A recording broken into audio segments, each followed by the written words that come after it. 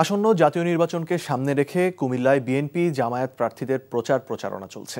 এ বিষয়ে কথা বলতে আমাদের সাথে যুক্ত হচ্ছেন কুমিল্লা প্রতিনিধি মাহফুজ নান্টু। নান্টু, প্রধান দুই দলের সর্বশেষ প্রচারণা কেমন দেখছেন?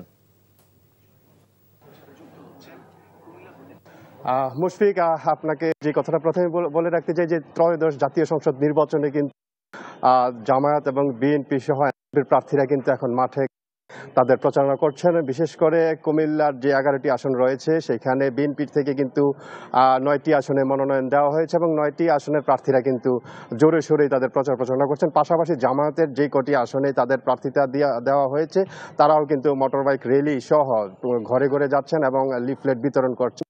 এবং যে বিষয়টি আসলে জানিয়ে রাখতে চাই যে বিএনপি থেকে যারা মনোনয়ন বঞ্চিত রয়েছেন, বিশেষ করে কুমিল্লা সদর এবং নাঙ্গলকোট 10, এই দুইটি আসনের যে মনোনয়ন বঞ্চিত দুইজন প্রার্থী রয়েছেন তারাও কিন্তু তাদের এজেন্ডা মেনেই কিন্তু লিফলেট বিতরণ, গণসংযোগ, উঠান বৈঠক কিন্তু করে যাচ্ছেন। তারাও কিন্তু বারবার তাদের কেন্দ্রীয় নেতাদের দৃষ্টি আকর্ষণের চেষ্টা করছেন দলীয় এই কর্মসূচিগুলো পালন করে। এবং আমরা যদি একটু বলি যে কুমিল্লায় কিন্তু বিকেল হলেই বিভিন্ন পাড়া মহল্লায় কিন্তু মিছিল, মিটিং, স্লোগানে কিন্তু এখন নির্বাচনী আমেজ বইছে।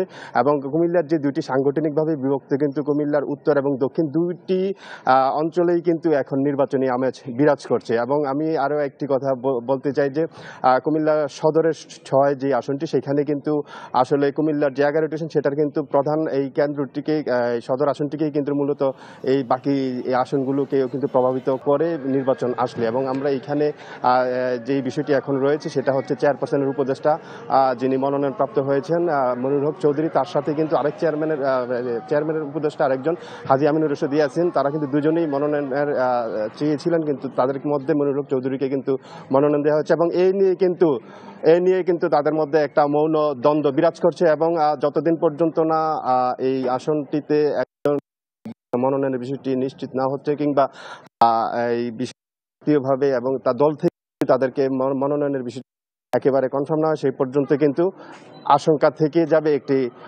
গন্ডগোলের। তো এই ছিল কুমিল্লা থেকে নির্বাচনী খবরের সর্বশেষ। জানছিলাম কুমিল্লায় নির্বাচনী প্রচারের খবর।